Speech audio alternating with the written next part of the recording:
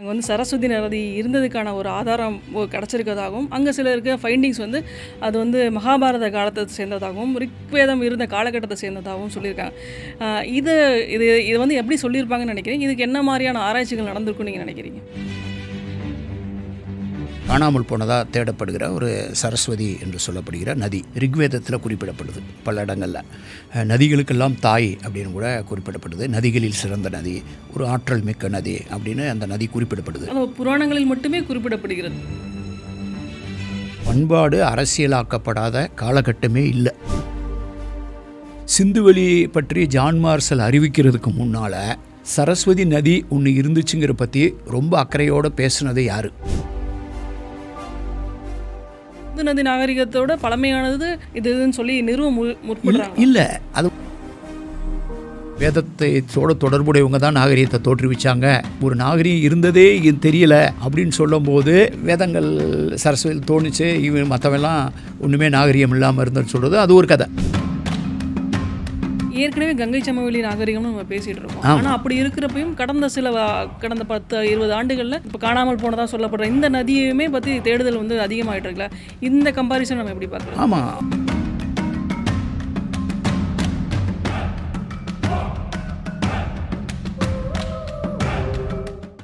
கீழடி தமிழர்களின் தாய்மடி அப்படின்னு நம்ம சொல்லிட்டு இருக்கோம். கீழடியில் தொடர்ந்து ஆராய்ச்சிகள் நடக்கும் அப்படின்னு பார்த்தா கீழடியை சுற்றி தொடர்ந்து அரசியல் தான் நடந்துகிட்டு இருக்கு. இன்றைய காலகட்டத்தில் கீழடியில் என்ன நடந்துச்சு, கீழடியிலேருந்து நமக்கு கிடைச்ச ஃபைண்டிங்ஸ் நமக்கு நிறைய விஷயங்களுக்கு சொல்லிக் கொடுத்தாலும் அது தொடர்ந்து அரசியலாக்கப்பட்டு இருக்கதை நம்ம தொடர்ந்து பார்த்துட்ருக்கோம். ஸோ கீழடி பற்றி பேசணும் அப்படின்னா தமிழ்நாட்டில் ரொம்ப விரிவாக பேசக்கூடிய சிலர் தான் இருக்காங்க. கீழடி ஏன் தேர்ந்தெடுத்தாங்கன்னு ஆரம்பித்து கீழடியில் நடந்த ஃபைண்டிங்ஸு, அதுலேருந்து நமக்கு கிடைச்ச ரிசல்ட்ஸு, அதுக்கப்புறம் நம்ம சந்திச்சுக்கிட்டு இருக்க ஒரு அரசியல், இந்த பிரச்சனை எல்லாத்தையும் சேர்த்து பேசுகிறதுக்காக இன்றைக்கி நம்ம கூட ஒரு சிறப்பு அழைப்பாளர் வந்திருக்காங்க. ஒரு பண்பாட்டின் பயணம் சிந்து முதல் வைகை வரை நூலோட ஆசிரியர், சிந்துக்குள் புதைந்தாலும் கீழடியில் மீளும் அப்படின்னு சொல்லி கீழடி கொடுத்து தொடர்ந்து பேசிகிட்டு இருக்க திரு பாலகிருஷ்ணன் சார் தான் நம்ம கூட இருக்காங்க. சார் வணக்கம். எப்படி இருக்கீங்க சார்? நல்லா இருக்கேன். ஸோ நம்ம ஏற்கனவே நிறைய டைம் வந்து கீழடி பற்றி நம்ம பேசியிருக்கோம், சிந்து சமவெளி பற்றி தொடர்ந்து பேசியிருக்கோம். பட் இன்றைக்கி இந்த சூழ்நிலையில் நம்ம பேசியிருக்கோம். ஏன் அப்படின்னா கீழடி தொடர்ந்து அரசியலாக்கப்பட்டுருக்கு, நம்ம பார்த்துட்ருக்கோம். அதுலேருந்து வரக்கூடிய ஃபைண்டிங்ஸ் அறிவியல் பூர்வமான ஒரு சான்றோடு நம்ம கிட்ட வந்தாலுமே தொடர்ந்து அது அரசியலாக்கப்பட்டுருக்கு. பட் அதுக்கெல்லாம் போகிறதுக்கு முன்னாடி கீழடி பற்றி நம்ம ஒரு விஷயம் பேசுகிறோம், அதுக்கான விஷயங்கள் நம்ம தொடர்ந்து பின்னாடி பார்ப்போம். ஆனால் அதுக்கு முன்னாடி ராஜஸ்தானில் ஒரு ஏஎஸ்ஐ வந்து ஒரு ஃபைண்டிங் சொல்லியிருக்காங்க. என்ன அப்படின்னா அங்கே வந்து சரஸ்வதி நதி இருந்ததுக்கான ஒரு ஆதாரம் கிடச்சிருக்கதாகவும் அங்கே சில இருக்க ஃபைண்டிங்ஸ் வந்து அது வந்து மகாபாரத காலத்தை சேர்ந்ததாகவும் ரிக்வேதம் இருந்த காலகட்டத்தை சேர்ந்ததாகவும் சொல்லியிருக்காங்க. இது இது இது வந்து எப்படி சொல்லியிருப்பாங்கன்னு நினைக்கிறீங்க? இதுக்கு என்ன மாதிரியான ஆராய்ச்சிகள் நடந்திருக்குன்னு நீங்கள் நினைக்கிறீங்க? நீங்கள் வந்து ஒரு ரெண்டு வெவ்வேறு சூழல்களை ஒரே கோட்டில் இணைச்சி ஒரு கேள்வியை கேட்டிருக்கீங்க. கட்டாயம் இப்போ வந்து ராஜஸ்தானில் வந்து செய்தி வந்திருக்கு, கீழடி நம்ம தொடர்ந்து ஹேண்டில் பண்ணிகிட்ருக்கோம். இதில் வந்து நம்ம புரிஞ்சுக்கிற வேண்டிய முதல் புரிதல் வந்து ஒரு பண்பாடு பற்றிய உரையாடல், தரவு சார்ந்து இயங்கணுங்கிறது தான் எல்லோருடைய விருப்பம். ஆனால் அது அரசியலாக்கப்படுது அப்படிங்கிறதுல என்னைய மாதிரி ஆய்வாளர்களுக்கு வியப்பே கிடையாது. பண்பாடு அரசியலாக்கப்படாத காலகட்டமே இல்லை. ஓகே, அது வந்து நீங்கள் சொல்கிற வேத காலத்தில் இருந்திருக்கு, அரசியலாக்கப்பட்டிருக்கு. அப்புறம் வந்து அது ஹரப்பா பண்பாட்டுக்கு பின்பற்ற காலத்தில் அரசியலாக்கப்பட்டிருக்கு. சங்க இலக்கியம்னு சொல்கிற நம்ம காலகட்டத்தில் அரசியலாக்கப்பட்டிருக்கு. சிலப்பதிகார காலத்தில், பக்தி இலக்கிய காலத்தில். ஆக வந்து பண்பாடு அரசியலாக்கப்படுறதுங்கிறதுல வியப்பே கிடையாது. ஏன்னா நான் தொடர்ந்து பேசி வருகிறேன், அரசியல் இல்லாமல் பண்பாடே கிடையாது. பண்பாட்டுக்குள்ளே வந்து அரசியலுங்கிறது இன்பில்ட். அப்போ அதில் ஒரு ஆச்சரியப்படுறக்கோ அதிர்ச்சி அடைகிறக்கோ ஒன்றும் இல்லை. ஓகே, இப்போ வந்து இப்போ 2 விஷயத்தை நீங்கள் சொன்னீங்க. ஒரு பக்கம் வந்து கீழடி பற்றி வருவோம், டீட்டெயிலிங் வருவோம். இந்த பின்னணி செய்தியாகவே நீங்கள் கேட்டது வந்து இப்போ 2 நாளைக்கு முன்னால் நேற்றெல்லாம் இப்போ தான் செய்தித்தாள்களில் நிறையா எழுதிட்டுருக்காங்க, ஊடகங்களில் எழுதிட்டுருக்காங்க. ராஜஸ்தானில் ஒரு தடயம் கிடச்சிருக்கு. அந்த தடயம் வந்து அந்த பழைய காணாமல் போனதாக தேடப்படுகிற ஒரு சரஸ்வதி என்று சொல்லப்படுகிற நதி ரிக்வேதத்தில் குறிப்பிடப்படுது. பல இடங்களில் நதிகளுக்கெல்லாம் தாய் அப்படின்னு கூட குறிப்பிடப்படுது. நதிகளில் சிறந்த நதி, ஒரு ஆற்றல் மிக்க நதி அப்படின்னு அந்த நதி குறிப்பிடப்படுது. புராணங்களில் மட்டுமே குறிப்பிடப்படுகிறது. வேதங்களில் தான் அது தொடக்கத்தில் குறிப்பிடப்படுது. அதுக்கு பின்னால் வந்து இன்னும் ராமாயணம் மகாபாரதம்ங்கிற ரெண்டுலையும் கம்பேர் பண்ணிங்கன்னா மகாபாரதத்தில் தான் கூடுதலாக குறிப்பிடப்படும், ராமாயணத்தில் குறிப்பிடப்படுது, புராணங்களில் இருக்குது. மொத்தத்தில் வந்து அது ஒரு கதை மரபுகளையும் தொன்ம மரபுகளையும் இருக்கக்கூடிய நதியினுடைய பெயர் சரஸ்வதி. அதே பேரில் ஒரு கடவுள், கல்விக்கான கடவுளாகவும் கலைவாணிங்கிற பேரில் வந்து சரஸ்வதிங்கிற பேர் அறிமுகமான பேர். அப்போ அந்த நதி திடீர்னு காணாமல் இப்போ காணும். நம்ம இருக்க வந்து இது ஒரு யமுனை நதி தான் சரஸ்வதி அல்லது கங்கை நதி தான் சரஸ்வதின்னு யாரும் சொல்லவும் மாட்டாங்க. அது வந்து இமயமலை பகுதியில் பனிமலை பகுதியில் தொடங்கினது, அப்புறம் காணாமல் போச்சுன்னு அதுக்கு நிறைய கதைகள்லாம் இருக்குது. சரஸ்வதி சாபத்தினால காணாமல் போச்சு, யார் சாபம் விட்டது, சரஸ்வதி யாருக்கு சாபம் விட்டாங்க, இந்த மாதிரிலாம் நிறையா இருக்குது. இந்த நதி காணாமல் போன ஒரு நதி. இந்த காணாமல் போன நதி வந்து ஏற்கனவே மறைந்து போன நதிக்குன்னு பொதுவாக வந்து ஒரு நதி வந்து நம்ம கண் பார்வையில் ஓடும் நதி, அதுக்கு வந்து நம்ம கண்ணால் பார்க்குற நதி. சில நேரங்களில் நதியினுடைய காலப்போக்கில் வந்து போக்கு மாறும், நதியின் போக்கு அந்த ட்ராக் மாறும். சில நேரத்தில் ஒரு நதி காணாமல் போயிடும், அதுக்கு பேர் பேலியோ சேனல், அப்படி தூள் நதி அப்படின்னு சொல்லிப்பார். அப்போ அந்த பேலியோ சேனல்னால் தரைக்கு நடுவில் அதனுடைய பழைய நீரோட்டம் இருந்ததும்பாங்க. இப்போ ஒரு காலகட்டத்தில் இந்த சரஸ்வதி நதி அந்த பேலியோ சேனல் கண்டுபிடிச்சாச்சுன்னு நிறையா பேர் கிளைம் பண்ணாங்க. இப்போ வந்திருக்க அறிவிப்பில் அந்த நதி இப்போ ஒரு படுகை இருந்தது, காணாமல் போன தொல்படுகை இருந்தது, அது சரஸ்வதி நதி அப்படிங்கிறதுக்கான ஆதாரம் அப்படின்னு ஒரு குறிப்பிட்டது. அங்கேயே மகாபாரத காலத்தை சேர்ந்ததுக்கான ஆதாரம் இருக்குது. அப்புறம் அதே இடத்துல வந்து மௌரிய காலத்துலேயும் ஆதாரம் இருக்குது, அதாவது அப்புறம் குப்தர் காலத்துக்கு அப்படின்னு சொன்னால் அந்த அகழாய்வு தடயம் வந்து ரிக்வேத காலத்திலிருந்து குப்தர் காலத்து வரைக்கும் தொடர்ந்து இயங்கிட்டு வந்ததாக சொல்ல விரும்புகிறாங்க. அதான் அவங்களுடைய நோக்கமாக இருக்கும். அப்போ வந்து இதை எப்படி பார்க்குறது அப்படின்னா, இதை வந்து நீங்கள் 2 வகையாக பிரித்து பார்க்கணும். சிந்துவெளி பற்றி ஜான் மார்சல் அறிவிக்கிறதுக்கு முன்னால் சரஸ்வதி நதி ஒன்று இருந்துச்சுங்கிற பற்றி ரொம்ப அக்கறையோடு பேசுனது யார், அதை பற்றி என்ன நடந்துச்சு. அப்புறம் ஐரோப்பியர்கள் காலத்தில் வந்து சிலர் குறிப்பிட்டிருக்காங்க, இந்த நதி காணாமல் போயிருக்கும், அந்த காணாமல் போன நதி இதுவாக இருக்கலாம், அதுக்கெல்லாம் குறிப்பு இருந்தது. இது ரொம்ப தீவிரமாக வந்தது இந்த சிந்துவெளி கண்டுபிடிப்பை வந்து ஜான் மார்சல் சொன்னதுக்கு பின்னால் தான், 100 வருஷத்துக்கு முன்னாடி, அதாவது 100 வருஷத்துக்கு முன்னால். அப்போ அவர் என்ன சொன்னார், எதனால் இந்த சரஸ்வதியை பற்றிய உரையாடல் திருப்பி வந்ததுன்னு கேட்டிங்கன்னா, அவர் வந்து என்ன சொன்னார், இங்கே ஒரு பெரிய நகர நாகரிகம் இருந்தது, ஹரப்பா மொஹஞ்சதாரோ, அது ரொம்ப உயர்ந்த நாகரிகமாக இருக்குது, குப்பை தொட்டி இருக்குது, ரோடு இருக்குது, தெருக்கள் நல்லா இருக்குது, வடிகால் வசதி எல்லாம் இருக்குது, இதோட ஒரு நகரம் இருந்துன்னு சொல்லவும், அது அப்படின்னா என்னாகும், இந்த பண்பாடு இந்த இந்தியாவில் நாகரிகங்களே வேதத்துலேருந்து தான் வந்துச்சு, அதுக்கு பின்னால் தான் தொடங்குச்சு, இங்கே இருந்தவங்களாம் காட்டுமிராண்டியாக இருந்தாங்கன்னு சொல்கிற ஒரு கற்பிதத்தில் ஒரு கிட்டத்தட்ட ஒன்று அணுகுண்டு போட்டான் அல்லது ஆப்பு வச்சான்னு எது வேணாலும் நீங்கள் எடுத்துக்கலாம், டிபெண்டிங் ஆன் யுவர் இருந்திருக்காங்க அப்படிங்கிறத சொல்லவும். அப்போ நீங்கள் வந்து இதுக்கு ஏற்கனவே அதுக்கு ஒன்று கண்டுபிடிக்கணும்ல. அப்போ அந்த நதியே வந்து அதை தான் வேதம் சரஸ்வதின்னு சொன்னிச்சு அப்படின்னா அந்த நதியை எங்கேயா காணோம் அப்படின்னு சொன்ன மாதிரி, இது மாதிரி தான் வடிவேல் படத்தில் கிணத்த காணுன்னு சொன்னது மாதிரி அது காணாமல் போன நதிங்கும் போது அதுக்கு ஒரு இப்போ இருக்கக்கூடிய ஹக்ரான்னு ஒரு நதி இருக்குது. அது வந்து பஞ்சாப் ஹரியானா ராஜஸ்தானில் வந்து திடீர்னு தார் பாலைவனத்தில் மறைஞ்சு போயிடும், திருப்பி ரான் ஆஃப் கட்சின்னு சொல்கிற குஜராத்தில் அரபிய கடலில் கலக்குதுன்னு ஒரு தியரி போயிட்டுருக்கு. ஆனால் இன்றைக்கி தேதிக்கு வந்து அந்த ஹக்ரா அப்படிங்கிறது கிட்டத்தட்ட ஒரு கழிவுநீர் வடிகால் மாதிரி தான். அது வந்து ஜீவ நதியாக எப்பயும் தண்ணி ஓடுறது கிடையாது. எப்பயாவது ஒரு தடவை மழை பெய்யும் போது தண்ணி ஓடும், மழை பெய்யாத நேரத்தில் எந்த தண்ணியும் ஓடாது. அது பெரிய நகரங்கள் வழியாக பஞ்சாபில் ஹரியானாவில் ஓடும்போது கிட்டத்தட்ட அந்த நகரத்துடைய கழிவுநீர் வாய்க்கால் மாதிரி தான். அப்புறம் திடீர்னு அந்த நதி காணாமல் போச்சுன்னு சொல்லுவாங்க. இப்போ அதை பற்றி நம்ம கவலை இல்லை. இந்த நதி நாகரிகத்தோட பழமையானது இதுன்னு சொல்லி முற்படுறாங்க. இல்லை, அது சிந்துவெளிங்கிறது வந்து இந்தியா பாகிஸ்தான் இந்த நதியெல்லாம் 2 நாடுகளையும் கலந்தது. அப்போ அதுக்கு பின்னால் அந்த ஆராய்ச்சியெல்லாம் நிறையா ஹரியானா, ராஜஸ்தான், அப்புறம் குஜராத் இந்த பகுதியிலையும் சிந்துவெளி நகரங்கள் கிடைக்கும். அது உண்மைதான்.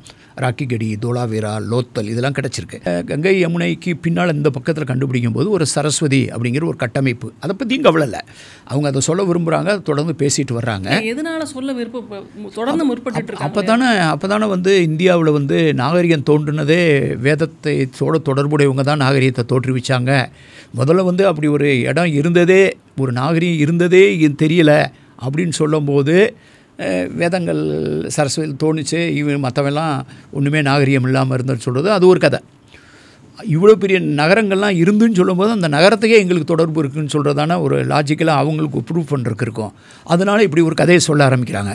ஏற்கனவே கங்கை சமவெளி நாகரிகம்னு நம்ம பேசிகிட்டு இருக்கோம். ஆனால் அப்படி இருக்கிறப்பையும் கடந்த 10-20 ஆண்டுகளில் இந்த இப்போ காணாமல் போனதாக சொல்லப்படுற இந்த நதியுமே பற்றி தேடுதல் வந்து அதிகமாகிட்டு இருக்குல்ல, இந்த கம்பாரிசன் நம்ம எப்படி பார்க்குறது? ஆமாம். அப்போ இந்த சிந்துவெளியெல்லாம் அறிவிக்கிறதுக்கு முன்னால் இந்தியாவில் முக்கியமாக மார்க்கெட் பண்ணப்பட்டது கங்கை தான். கங்கை நதியை பற்றி சங்க இலக்கியத்திலையும் குறிப்பிட்டிருக்காங்க, பாடலி நகரத்தை பற்றி குறிப்பிட்டிருக்காங்க. நம்ம தென்னிந்தியாவிலலாம் பொதுவாக வந்து திடீர்னு அந்த சரஸ்வதிங்கிற நதியை நினைவு வைக்கிறத விட கங்கைங்கிற நதியை நீங்கள் உதாரணமாக எடுத்துங்க. மதுரைக்கு பக்கத்தில் அழகர் கோயில் உங்களுக்கு தெரியும். அழகர் கோயில் மேலே பண்ணிங்கன்னா திருமாலிருஞ்சிரை போல் திருமாலிருஞ்சோலை இருக்கும். அங்கே ஒரு அறுபடை வீடுகளில் வந்து ஒன்று அங்கே வந்து இது ஒன்று இருக்கும், மாலிருஞ்சோலைன்னு ஒன்று இருக்கும். அப்புறம் அறுபடை வீடுகளில் ஒன்று இருக்குது. அங்கே அந்த பகுதியில் வந்து அழகர் கோயிலில் வந்து ஒரு நதி ஒன்று, அதனுடைய உண்மையான பேர் வந்து சிலம்பாறுன்னு பேர். அது சிலம்பாறு அப்படிங்கிற நதிக்கு இன்றைக்கி என்ன போர்டு எழுதி வச்சுருப்பாங்க பாருங்கள், நூபுர கங்கை அப்படின்னு போட்டிருக்கோம். நூபுர கங்கை. நூபுரம்னா சிலம்பு, நம்ம காலில் போடுற ஆங்க்லெட் அந்த இருக்குல்ல, அது சிலம்பு வந்து அது வடமொழி பேர் வந்து நூபுரம். அப்புறம் ஆறுன்னு சொன்னாலே கங்கை தான். இப்போ எங்கள் ஊர் பங்கம்லாம் சில நேரம் தீபாவளி அன்றைக்கி திடீர்னு நீங்கள் குளிச்சிட்டிங்களா, நாங்கள் வந்து அடி பைப்பில் தண்ணி அடித்து குளிச்சுருப்போம். அப்போ எதிர வரும்போது கேட்க கங்கா ஸ்நானம் ஆச்சான்னு கேட்போம். அப்போ கங்கா ஸ்நானம்னா இங்கே கங்கை அங்கே வந்துச்சு, நம்ம குளித்தது அடி பைப்பில் தண்ணி அடித்து குடிச்சிருப்போம். அப்போ தண்ணின்னு இருந்தாலே அது கங்கா தான், தீர்த்தம்னு இருந்தாலே கங்கா தீர்த்தம் தான். அப்படின்னா சிலம்பு ஆறுன்னு இருந்தால் தான் கங்கை அப்படிங்கும் போது அதனால தான் நூபுர கங்கை. இது ஒரு குறிப்பிட்ட ஸ்டேஜ் வரைக்கும் இதை மார்க்கெட் பண்ணது காரணம் என்னன்னு கேட்டிங்கன்னா, நமக்கு தெரிஞ்சது மௌரிய பேரரசு, பாடலிபுத்திரம், இவ்வளோ பெரிய கங்கை மட்டும்தான் நமக்கு தெரிஞ்சிருந்துச்சு. அப்போ சிந்துவெளின்னு ஒருத்தர் வந்து ஜான் மார்சல் இப்படி பெரிய குண்டை தூக்கி போடுவார்னு யாரும் எதிர்பார்க்கல. அப்போ அதனால் இந்த சரஸ்வதியை பற்றிய பெரிய பேச்சுவார்த்தைங்கிறது சிந்து சமவெளி நாகரிகம் கண்டுபிடிக்கப்பட்டதற்கு பின்னால் வந்ததான். அதையும் இன்னும் நிறையா பேர் வந்து பெருசாக அதை பற்றி பேசலை. அது ஒரு குறிப்பிட்ட காலகட்டத்தில் திருப்பி அதிகமாகுது. இந்த 2000களின் தொடக்கத்தில் தான் சிலர் புத்தகங்கள்லாம் எழுதுகிறாங்க, சரஸ்வதி நதியை பற்றி அறிவியல் பூர்வமாக அது கிடச்சிருக்கு இது கிடச்சிருக்குன்னு. இஸ்ரோ அப்படிங்கிற விண்வெளி ஆராய்ச்சி பண்ணுறது, அவங்களுடைய வேலை வந்து இது பண்ணுறது, ராக்கெட் ஏவுறது, இந்த ஏவுகொள்ள.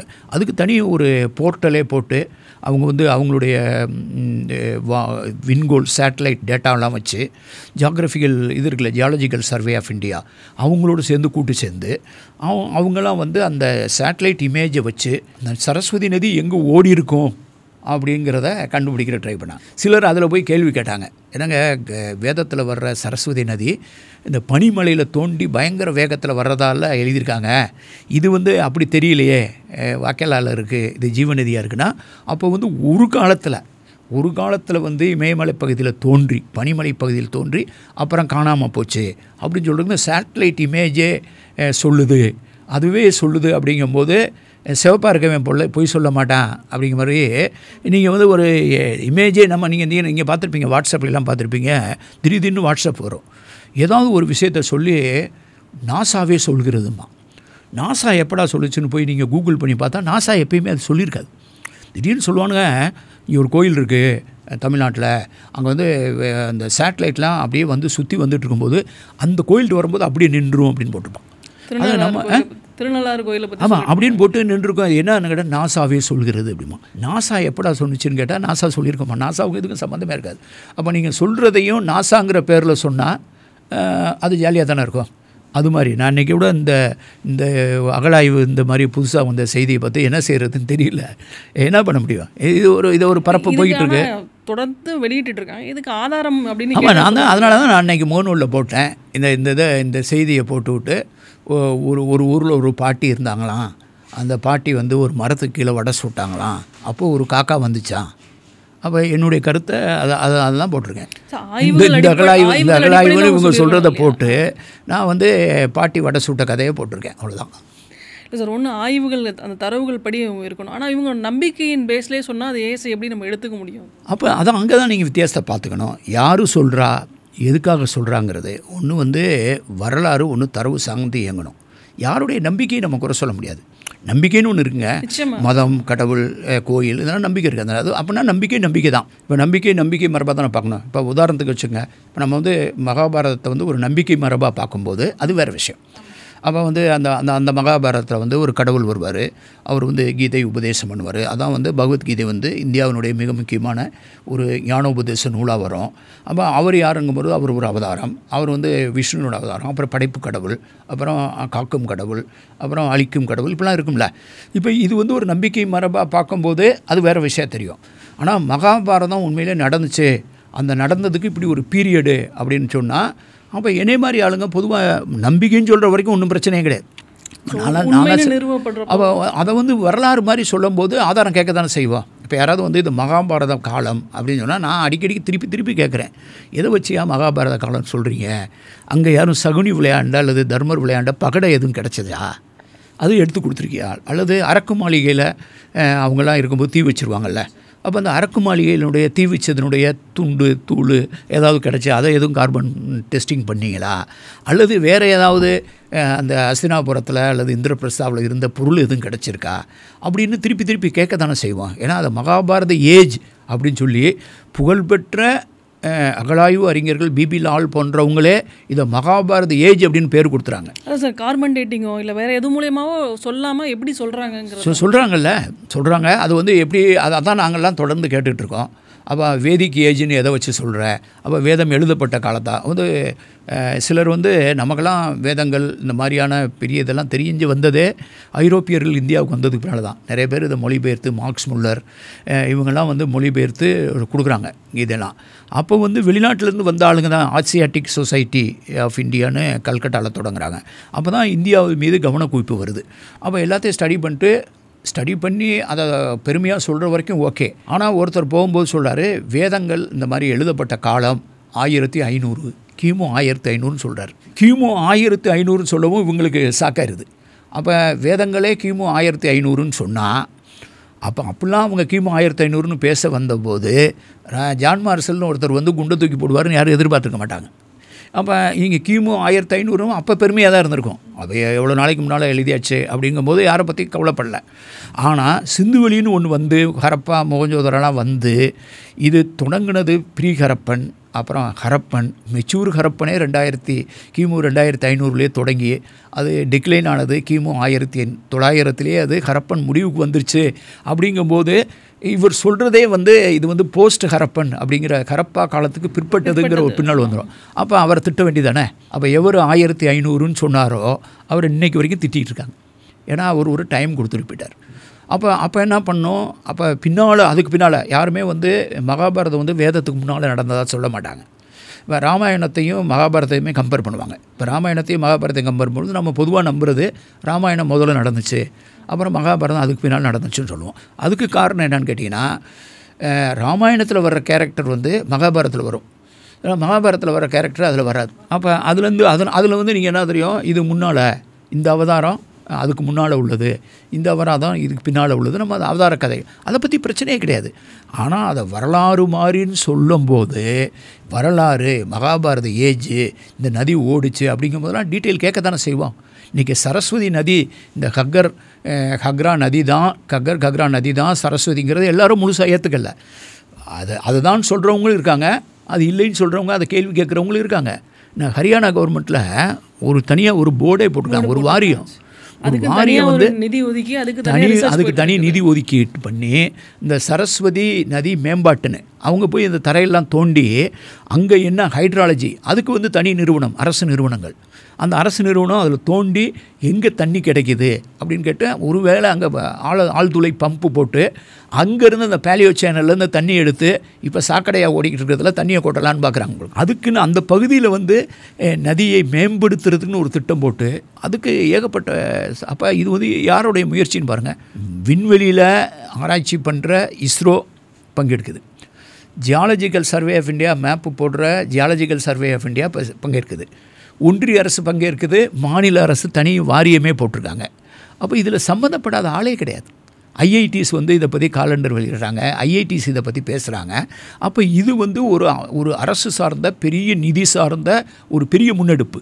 அப்போ இதை தான் நம்ம கீழடியை பண்ணும்போது கீழடியை யார் பண்ணால் கீழடி என்ன சொல்ல வருது, சரஸ்வதியை யார் தேடுறா அது என்ன சொல்ல வருது, இந்த ரெண்டுக்கும் உள்ள வித்தியாசத்தை புரிஞ்சுக்கிட்டு இது ஏன் இப்போ பேசப்படுதுன்னு புரியுற அந்த ஜான் மார்சலோடைய பின்னணியோடு புரிஞ்சுக்கிட்டால் தான் அந்த முழு விடுகதை புரிய முடியும். சார், நிறைய விஷயம் நம்ம பேசியிருக்கோம், கீழடி பற்றியும் சரி சங்க இலக்கியம் பற்றியும் பேசியிருக்கோம். நம்ம உங்களோட கருத்துக்கும் நேரத்துக்கும் மிக்க நன்றி சார். ரொம்ப மகிழ்ச்சி.